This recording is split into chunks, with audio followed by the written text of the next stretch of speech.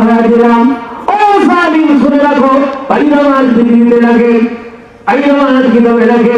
পৃথিবীতে এমন কিছু বান্দা ছিল যারা দুনিয়াতে আসছে মার পেট দিয়া, কিন্তু মার পেট অন্যান্য মহিলার মতো বড় হয় নাই। যেমন পেট থাকে অমনি থাকে, বড় করে নাই। আল্লাহর কুদরত দিয়ে কেউ বুঝতে পারে নাই। তার মধ্যে একজন ছিল মুসা আলাইহিস সালামের মা।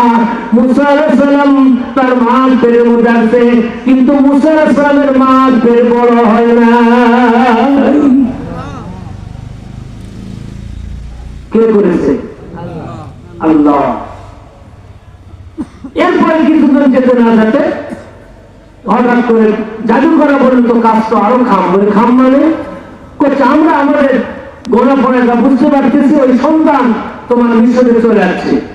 আল্লাহু আকবার বলে। ভাই আমার কি ভাবে লাগে? মুসা আলাইহিস সালামের মা মুসা সাল্লাল্লাহু গোসল করেছে, মাথার ভিতরে রাখার পরে বাইরে বের হয় না, কেউ বুঝতে না পারে, কেউ জানতে না পারে। ওই জামানায় চোখে